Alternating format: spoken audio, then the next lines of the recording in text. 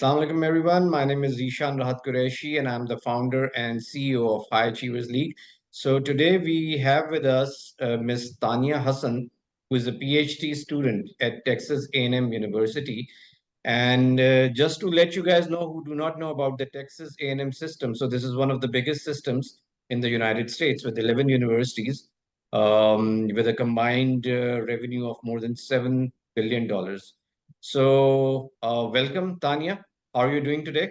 Thank you. Assalamu alaikum. Thank you. Thank you so much for having me, Zishan. I'm All, good. Alhamdulillah. The all semester right. just So, ended. okay. Okay. Good to know. So let's start with your academic background. Like when you were in Pakistan, what were you doing and what's your background like? All right. So I did my bachelor's, Zishan, at that time, and I graduated in 95.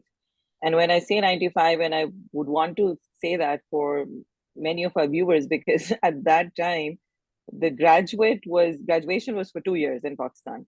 So you would finish, ideally, I mean, you would finish your intermediate, and then another 2 years was your graduation. And then people would pursue master's degree as well. So I am from that era, and therefore, so my graduation was 2 years. And then I went on to do my MBA from IBA. Again, that was a 2 year degree program. And then I started to teach because at that time that particular occupation made more sense to me. And so I taught for a few semesters in Behra University, for a year in IBA, and then I taught for a very long time in Zabist, Karachi, and then I moved to Lahore and I started teaching in Lahore School of Economics. And at that time, HEC, I mean, when I was in Karachi, we'd not heard much about HEC, but I think it was after 2010 that, HEC started taking some proper form and some policies and procedures were being laid out. And that was the time when most universities had gone on to a four-year graduate program, four-year undergrad program. And at that time, HEC made it imperative that anyone who's involved in higher education should have an 18-year degree, 18 years of education. So our university started off with an MPhil program in business administration, and that's where I did my MPhil and finished in about 2018.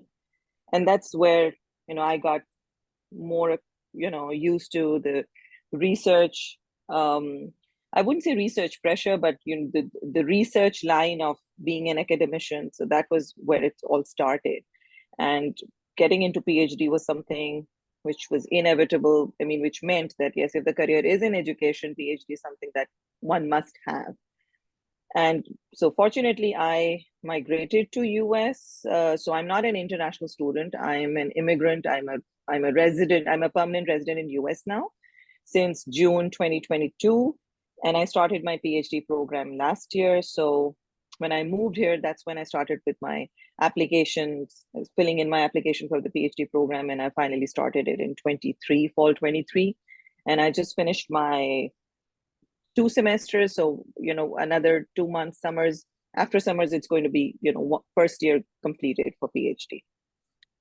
All right. So as we were discussing that Texas A&M is a huge system with a budget of around $6 to $7 billion, and you are in College Station, which is, I think, the most prominent school among the A&M system. Exactly. So why did you choose the school, and was this the only school that you applied to, or did you apply in other schools as well? All right. So I applied because I have a business background, Zishan. So my focus was towards getting a PhD in management or organizational behavior or organization science. Now, when I'm listing you these areas, it's because every university has different departments and different names for similar programs. So when I was looking at the programs from the different university, this is what I was looking at. So I applied to the top schools, but that was just for the sake of applying because you just want to do it just so that you don't regret it later. But since my family is based in Texas and I have two girls who one was in high school, the other was at the university level, I did not. I did apply to a number of to different states, but my priority was staying in Texas. So when I looked at the program of education and human resource development in Texas A&M, that kind of caught my attention more so because much of my research that I had done, which was not too much, but it revolved around human resources. So I thought this is a good option. The program, interestingly, the department itself ranks very high as far as education and human resource development is concerned, throughout America, and with the some of the top conferences related to it and so on. So that was something that caught my attention, and also because I'm based in a city which is about hour and a half away from College Station, this kind of made more sense. Another thing, interestingly, A&M has a deadline that is much ahead of every other school, and they kind of send you out offer letters much earlier than most universities. Okay. Even in undergrad. I mean, I know some of the acquaintances here. Their kids just got into A&M, and they start receiving offer letters in as early as January, February. So it gives you a lot of time, and the deadline is, I think you need to give your acceptance by mid-April or something. So you have enough time to decide and see and explore, is it really what you want to do? So that's why I think Texas A&M made more sense, primarily because the ranking of the program is very good. It was not too far off, and it was something doable because my family still stays in the city of Austin. So yes, so I did apply to a number of schools, but Texas A&M made sense because of these few logistic reasons. Right. So you're staying in Austin and you travel to Yes, College Station, right? So this absolutely. reminds me, there's another fabulous university, UT Austin. So this University Mhm. of Texas system is different from A&M system, right? If I'm not mistaken. Yes, So yes, University of Texas at absolutely. And Arlington, Dallas, Austin, that's a separate system. that's a separate system, and A&M has a separate system. Absolutely, you're right. All I'm right. not really sure exactly how the difference is and what's happening and how they have two streams of systems, very predominantly in Texas, and this is what I've come to know, that A&M system is different from the UT Austin, Arlington, UTSA, San Antonio, and UT Dallas. Yes. Right. So you're a PhD student in education and in human resource development. So is this degree an amalgamation of the two fields? How do you connect the two? All right. So it's I wouldn't say that it's amalgamation, because what they think, I mean, like if I just give you a kind of a brief introduction to what the program is like, what the department is like. So the department is known as School of Education and Human Development. So they include education in human Hmm. development, and educate. When I say education, it also has doctoral programs for people who deal in curriculum development for K-12. When I say K-12, it means public schools, starting from K stands for kindergarten up to 12, the high school. So Right. K-12 curriculum is one of the things that are included in this College of Education and Human Development, and it includes in itself teaching and culture. So that's different. Then they have workforce and adult lifelong learning. That's a Hmm. separate department again. And then the one that I am in, is called human resource development. It's called HRD, and they take a lot of stress on the fact that how it is different from HRM. But having said that, a lot of course, particularly the core courses that I'm supposed to do, have a lot to do with training and development of employees. So All that right. means that the core courses that I have to do, involves in it. I mean, some of the courses are training and development, organization development, career development, adult learning. Because when we say human resource development, it's without having to say that you're dealing with adults. So you need to know how adult learning takes place and how. So it's not a pedagogical approach, it's an andragogical approach. And even the way they teach it, even the way the courses are structured, it's very different from everything else that I've done before. So I mean, like I can elaborate on it later on, but the structure of education, the structure of testing us is very, very different, um, from all the different education experiences that I have had before. So yes, Right. there are multiple departments or schools within the School of Education and Human Development. Okay, so for the benefit of our audience, which is mostly Mhm. students who are potential applicants for masters and PhD programs. So particularly when a student applies in a PhD program, there are two ways to go about it. Either you Mhm. approach potential supervisors and you get their green signal and then you apply, or you can apply, you can shortlist your programs and you can apply directly to the admission committee, and then an advisor is assigned to you later. So, what was your Yes. journey like? How did you get admission here? All right. So I'm so glad that you asked me this question because one of my deans under whom I worked in Lahore School of Economics was somebody who was helpful, and he kind of guided me, but in a very subtle way. He said that, these are some of the ways to do it. So what I did was, and honestly, preparation of the application itself is a tedious process. And I would really advise people to be very careful and give all your heart and soul when you're writing application, and don't just do it for the sake of it. So as I said, I moved in June 2022. And what I did was that I had prepared my statement of purpose before I landed in the US, because I knew that I'll get busy and I needed that peace of mind to write that essay. And so that essay, ideally, it's supposed to be 2 to 3 pages, and there's plenty of um, examples available online that you can look at, and from good schools. So it gives you a great idea. So I had done three things, because one was the statement of purpose, or you can say a personal essay. The other was a teaching philosophy, and the third one was a diversity statement.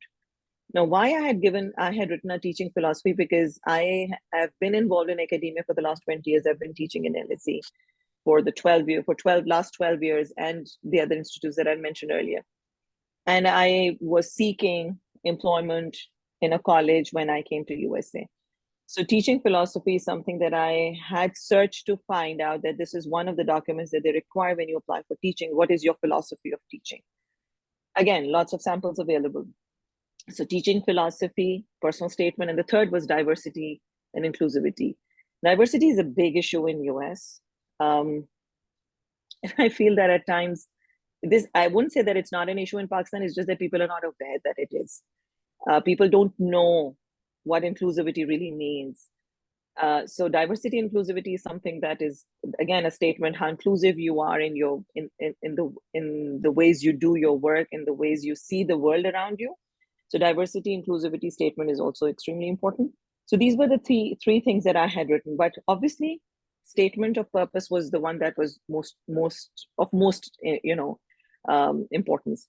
So every time I applied for a certain school, I would go and search. So it's not just one university, it's what department, and then exactly what major I was looking for.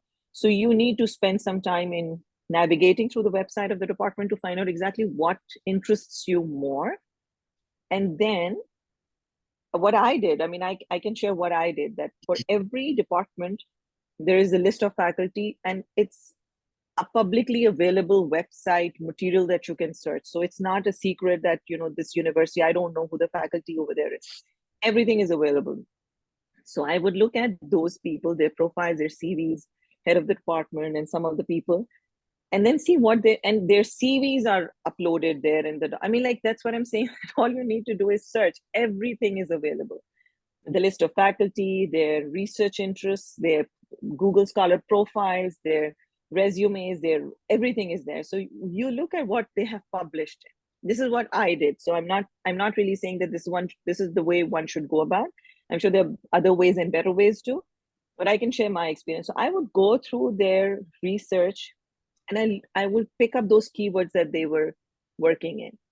And then there was this last paragraph in my personal statement, which I kept altering every time I was sending it to another university. So I would use those keywords in research area to make to compose my last paragraph, because that is where you explicitly say this is what my research is going to be about. And this is how I changed my essay for every application that I sent out. So that way, and why did I do that? Because when somebody's reading your essay, if it is something to do with what you have been doing, it catches your attention. So that was precisely the idea behind it.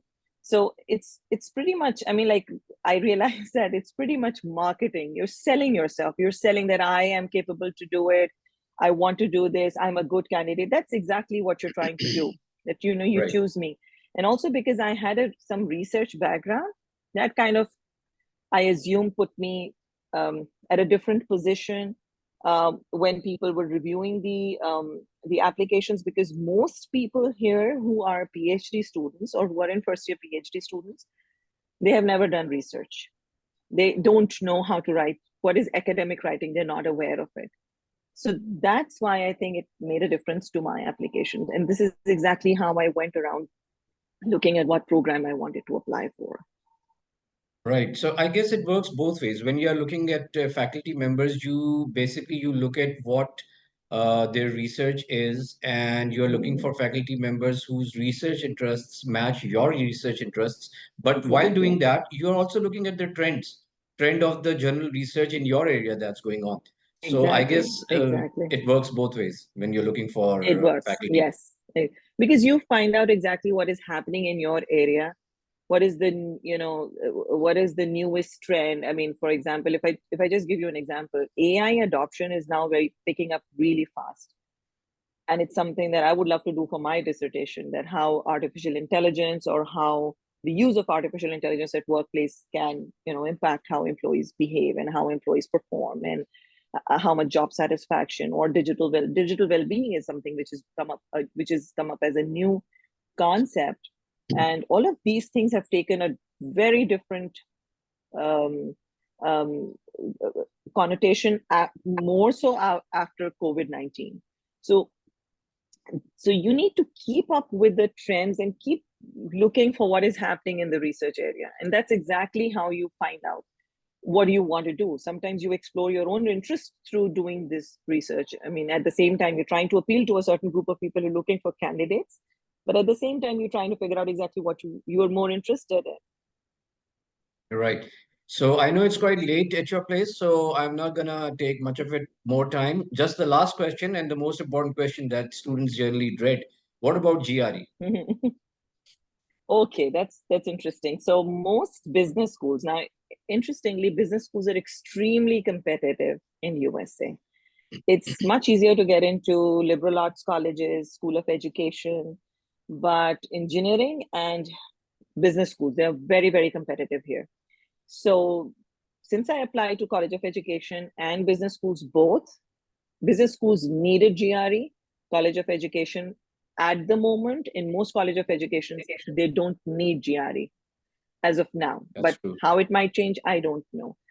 So yes, that's for GRE. I mean, I did, since I had GRE, even though College of Education here in A&M did not need it, but I think it does make a difference to your application, because again, it makes you stand out that you've done this.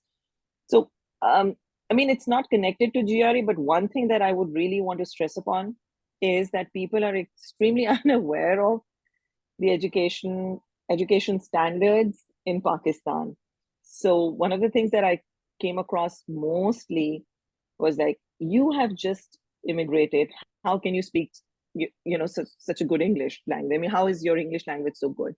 So it's difficult for them to understand. They think third world countries se aaye hain, to unki Angrezi nahi hogi. They cannot compete with us and all that. But then they're taken for surprise. So yes, this is for GRE. Most business schools and engineering universities, they definitely need GRE, and they need a very, very high percentile also. But most College of Liberal Arts and College of Education and Human Development and, you know, such departments, GRE is not required. All right, Tanya, with that, I'll let you go. Thank you so much for being part of this interview, and I'm sure that it would be beneficial for the potential students. So thank you so much from my side. Thank you so much, Ishan. And at any other time, if you need any other information, because often students have questions about how the funding works, how the job works in PhD, I would be very glad to answer those questions. And if there are any questions that are put to you, you can always forward them to me, and I'll be happy to answer them. All right. Thank you so much. Allah Hafiz. Take Thank you care. so much, Ishan. Allah Hafiz. Thank you.